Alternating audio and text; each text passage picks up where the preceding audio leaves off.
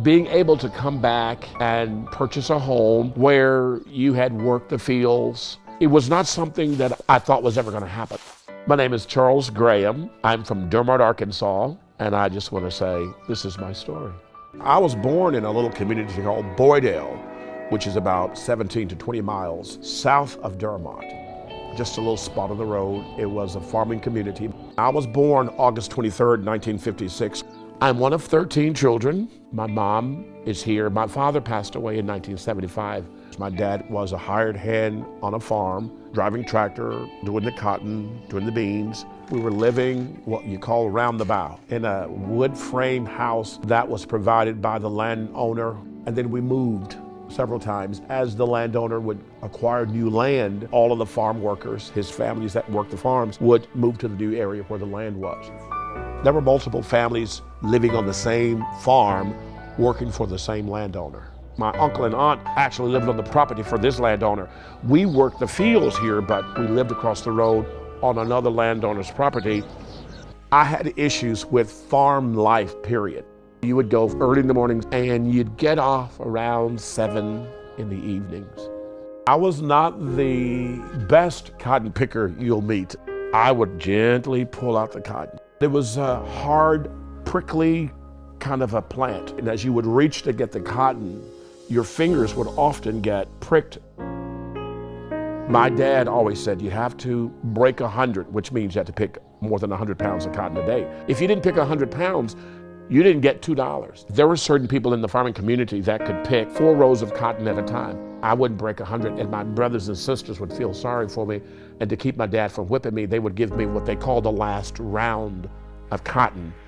And I think when we finished, we were getting maybe $4 a hundred. The unfortunate thing with my father, prior to us moving off the farm, having suffered a stroke, my father was no longer able to work, and he was asked to leave. So my mom and dad, for the first time out of a very tragic situation, they started buying a house. I think it was like $50 a month they were paying for this old house, but it was theirs. From college to Oklahoma to California, and one day while in California, my heart just, from time to time, I would feel that God is saying it's time to move. I felt that little nudge from God that I'm going to be moving you. Before I moved from California back to Arkansas, there were a couple of things the Lord spoke to my heart. And he said, when I bring you home, love has to be a lifestyle you live, not a banner you wave. So when I got this property, I said, Father, I really believe that this is what this is for. You've given me this property so that ministries can come and rest and sabbatical and be refreshed in their marriages and in their ministries. I was asking God, what do I name it? And it was a place of refreshing. And so the Lord just gave me the word, the fountains. And that's been my prayer. God, let my life, let the fountains, let this property be a place that exemplifies your love. That's the primary focus. I've had weddings, and the first wedding that I performed on this property was a kid that grew up in this house. His dad owned the house, and I worked for his father and his grandfather as a kid. One day, I was about 16 years old. I was chopping cotton.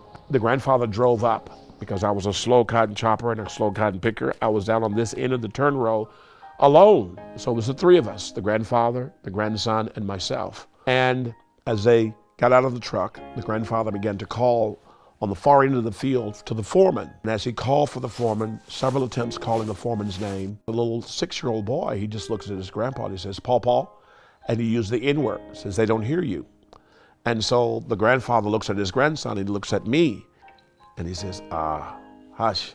Years later, I buy the property, we're renovating, and he came by, and I hadn't seen him in probably 30 plus years. And so it was a delight to show him around, and he was showing his girlfriend his room where he grew up and his sister's room, and he was complimenting me on all the changes and the renovation and how wonderful it was. And she said, I'd love to come back to the farm, get married where you grew up, and have Brother Charles perform the ceremony. He says, so I'm asking you, would you do that? And because God said to my heart, love has to be a lifestyle you live, not a banner you wave. And so the first wedding I performed was that little 6-year-old boy's wedding. As much as I've appreciated it, it has been a real testimony to my family as well. People say, Charles, what an amazing story.